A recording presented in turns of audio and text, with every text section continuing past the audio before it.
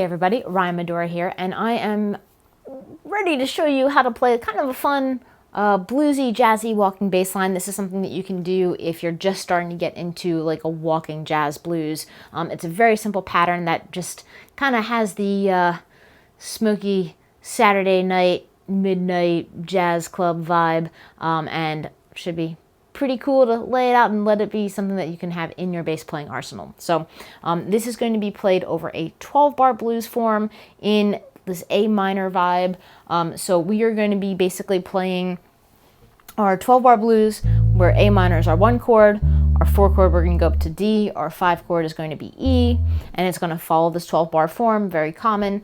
And we're going to take this kind of walking approach where we're going to use a specific bass part that will kind of go over all the chords. So it's not really a true walking bass line in the sense that we're doing a lot of movement. We're kind of keeping a consistent pattern, but it's also a really great way for you to start this process of learning how to play walking bass, where, you know, we're playing with a quarter note feel, which is a traditional walking feel. We're going to add a little bit of a rhythmic accent to it, and we're also going to use some chromatic motion to create a really interesting and cool, sultry, smooth, jazzy sounding blues bass line. So we're going to start here on our A, and we're actually going to be playing the 5th below it, which is our E. So the pattern is going to go like this,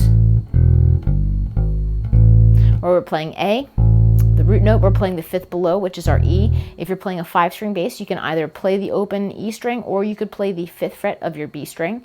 Obviously I'm playing a 4-string, so I'm going to use my open E. And then I'm going to play the flat 7th, which is G, the natural 7th, which is G sharp, and that's going to walk it up to the A. So we kind of have root, the lower 5th, the flat 7th, natural 7th, and then back to A, the root. So we're going to take this and we're going to find it across all the chords in the progression. So we have our A.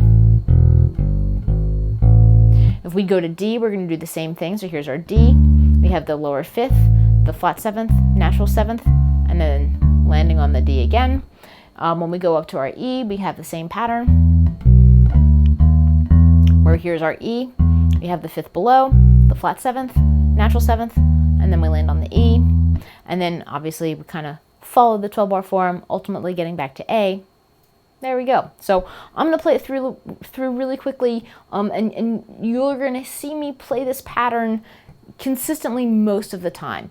Not necessarily every time, because sometimes it just sounds good to kind of omit that chromatic note, the major 7th, in lieu of having just another note to play with for directional purposes to either help us get to the next chord. And you'll see what I mean as I go through this. But I'm going to start on my A, and I'm just playing quarter notes. I'll play it 4 times as part of our 12-bar form.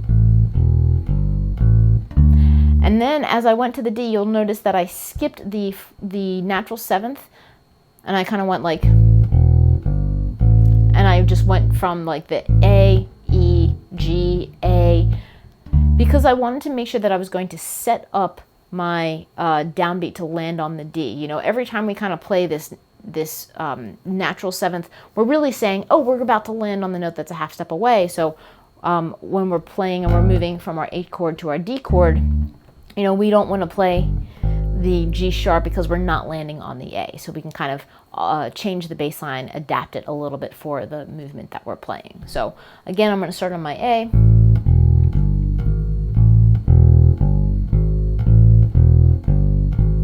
Now I'm going to go to my D. I'm going to do the same kind of thing. Return to A. Go up to the E.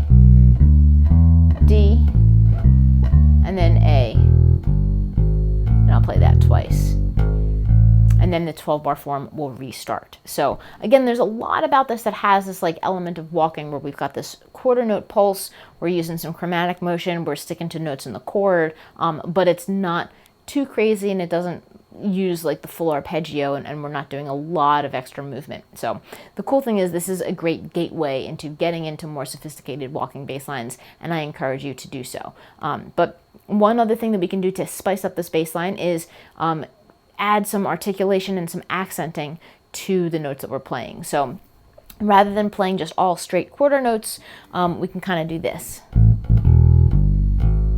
which is kind of fun. I'm playing the root note and I'm playing it twice, so I'm giving it kind of that like swung eighth note feel. And then I'm kind of like keeping that second attack very short so that when I fall into the lower fifth, my open E string in this case, it almost feels like I'm like kind of falling downstairs and I have to walk back up. Like already that kind of has a good groove to it. And I can do that across the whole form.